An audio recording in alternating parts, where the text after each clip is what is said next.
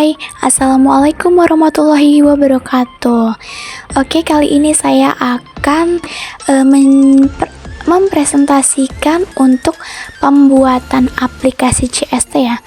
Nah, di sini saya akan membuat prediksi luas area kebakaran hutan di Portugal berdasarkan kondisi cuaca menggunakan jaringan syaraf tiruan backpropagation.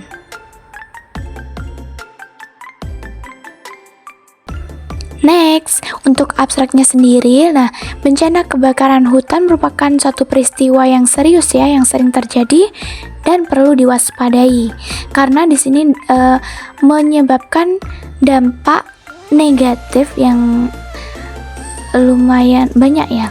Nah, untuk itu kita membuat penelitian ini dengan menerapkan metode jaringan syaraf tiruan dan algoritma backpropagation untuk prediksi luas area yang terbakar.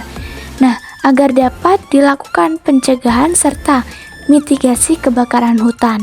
Nah, data yang digunakan ini saya ambil dari UCI Machine Learning Repository berisi 517 data.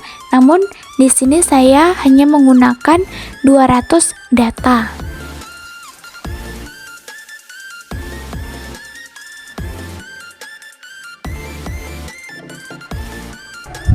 Oke, dari seringnya peristiwa tersebut dan dampak negatif yang muncul, maka dibutuhkan upaya pencegahan serta mitigasi, yakni dengan aplikasi detektor yang mampu memprediksi luas area yang terbakar.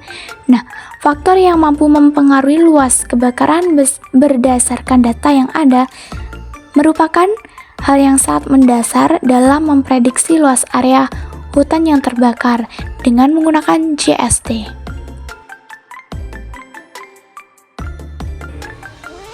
Nah, untuk tujuan penelitiannya, di sini mengimplementasi CST atau jaringan syaraf tiruan backpropagation dalam memprediksi luas area yang terbakar.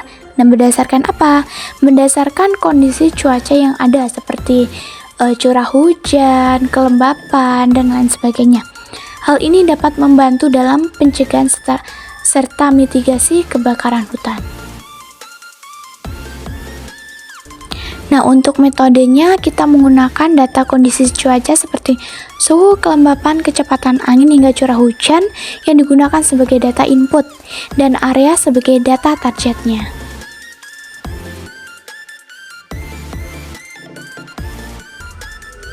Hasil dari jaringan syaraf tiruan yang dikembangkan berhasil dilatih untuk mengklasifikasi data ke dalam 3 kelas atau kategori ya.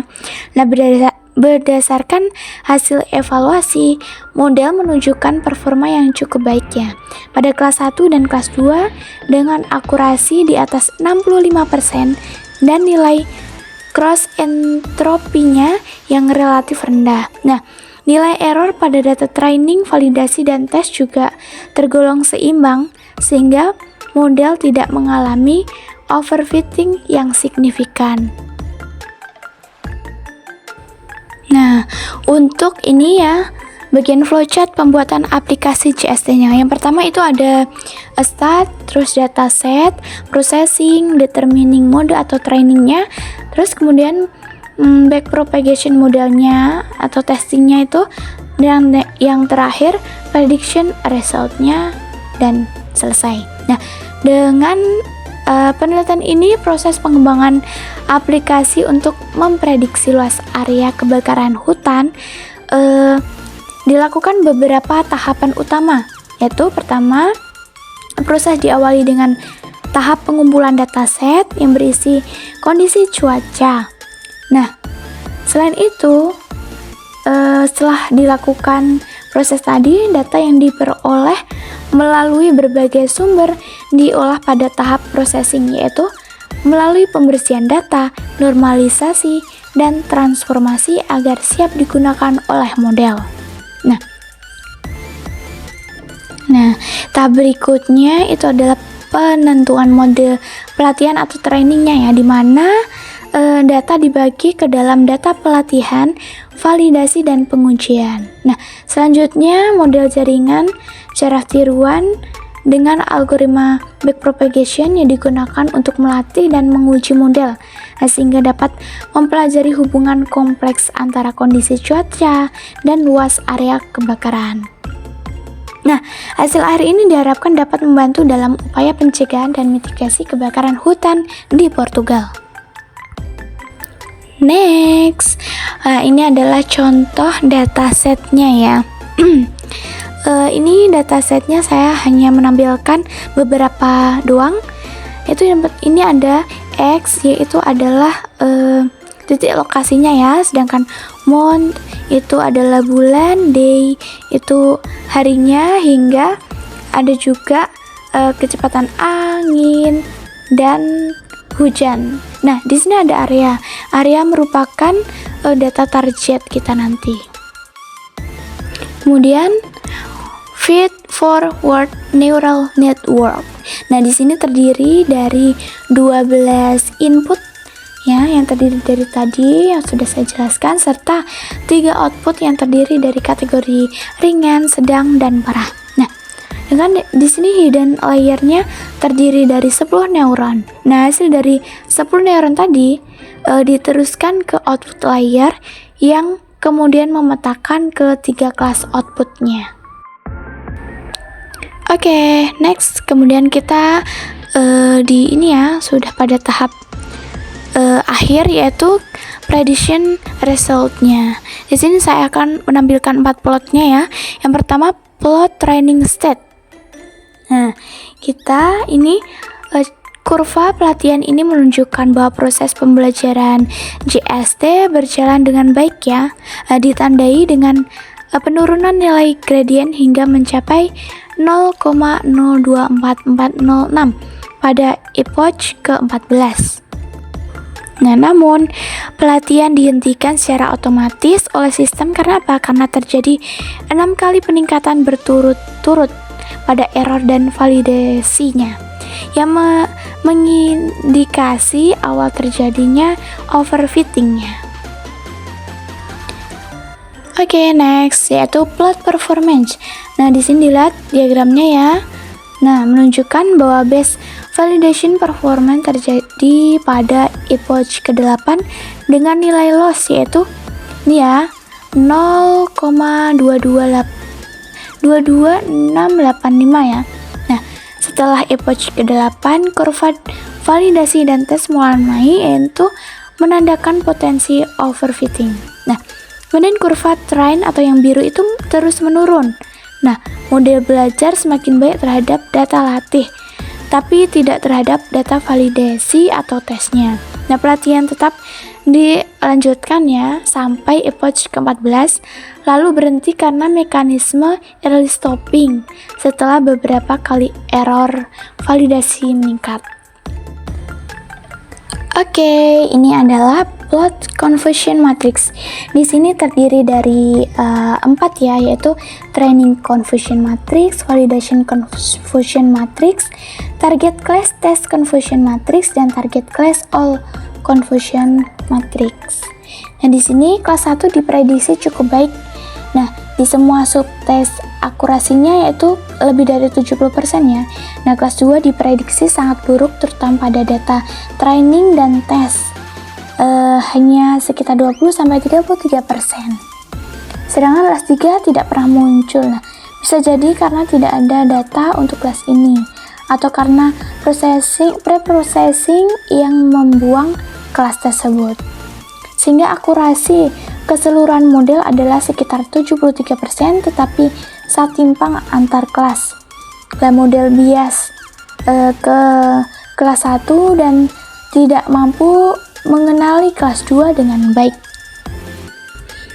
Nah, bisa dilihat ya untuk tes confusion matrix yaitu yang kelas pertama udah cukup baik, yang 2 no, dan yang ketiga itu none malahan. Artinya kurang cukup baik.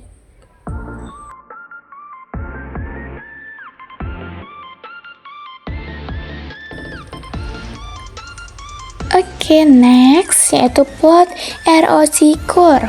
Ini terdiri dari 4 juga, yaitu training ROC, validation, test, dan all ROC-nya.